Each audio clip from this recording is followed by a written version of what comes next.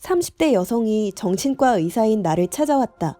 그녀는 자신이 곧 죽을지도 모른다는 불안감에 시달린다고 했다. 그녀의 이야기를 들어보니 꽤 유명한 점집을 찾아갔던 모양이다. 그런데 그녀가 2년 후에 죽는다고 했다는 것이었다. 그녀에게 그런 이야기는 믿지 않아도 된다. 근거 없는 이야기라고 해봤지만 소용이 없었다. 그녀가 내게 원한 건 항불안제였다. 하지만 아무리 강력한 약이라고 하더라도 이미 자리 잡은 불안감을 완화시킬 수는 없었다. 그 후로도 비슷한 문제를 가진 사람들이 찾아왔다. 아들 일이 안 풀리는 게 며느리 때문이라는데 이혼을 시켜야 할지 고민이라는 시어머니 등 다양했다. 우리나라 사람들은 인생에서 문제가 생기면 정신과 의사 대신 점을 보러 가는 경우가 많다. 그게 사실이라면 그 이유가 무엇인지 정신과 의사로서 이해하려는 노력이 필요하지 않을까? 그때부터 나는 명리학을 공부하기 시작했다. 공부할수록 명리학 이론이 매우 정교하다는 걸 알게 되었고 명리학에 대한 나의 편견이 완전히 깨졌다. 정신의학은 한 개인의 특성을 분석할 때 그의 생각, 감정, 성격, 대인관계를 살핀다. 그가 세상과 사람들을 어떻게 생각하는지 살피는 것이다. 반면 명리학을 통해서는 자연 그대로 존재하는 나의 특성을 파악해 타고난 기질과 성격 등을 알 수 있다. 어느 날 한 부모가 고민 끝에 나를 찾아왔다. 어린 시절에는 제법 공부를 했던 아이가 사춘기부터는 아예 공부와 담을 쌓았다는 것이다. 성격이 강하고 고집이 세서 부모와 다투는 일도 많다고 했다. 심리검사를 먼저 하고 아이와 이야기도 나눠보았다. 명리학적인 분석도 함께 시행했다. 아이의 사주는 자연현상에 비유하면 봄날의 대륙이다.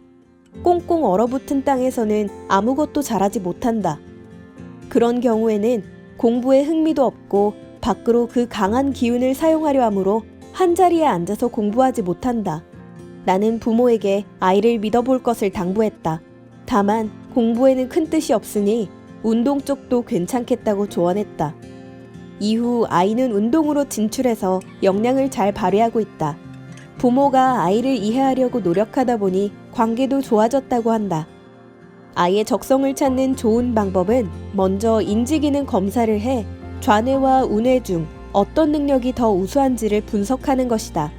그 다음 적성 검사를 통해 적성을 찾는다. 그 후 명리학적 분석을 더하면 입체적이고 통합적으로 한 사람의 적성을 찾을 수 있다. 또 사람들은 정신의학적 결과를 설명할 때 명리학을 활용하면 더 잘 받아들이는 경향이 있다.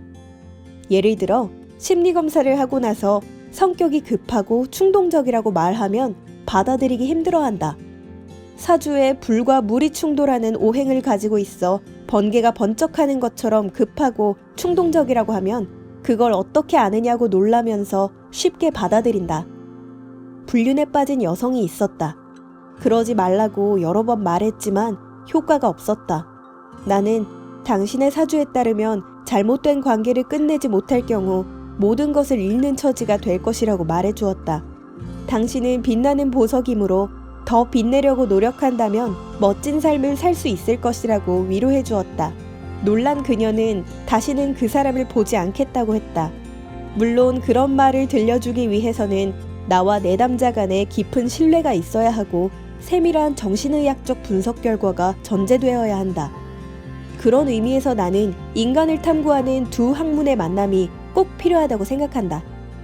국내 최초로 정신의학과 명리학을 접목시켜 연구한 양창순 박사의 명리심리학입니다. 수십 년간 정신과 의사로 일해오면서 정신의학과 심리학만으로는 풀 수 없는 문제가 있다는 것을 깨달은 저자는 명리학을 공부하며 그 갈증이 해소됐다고 하는데요. 자라온 환경을 토대로 분석하는 정신의학과 타고난 기질을 탐구하는 명리학이 만나 어떤 치유가 가능해졌을까요?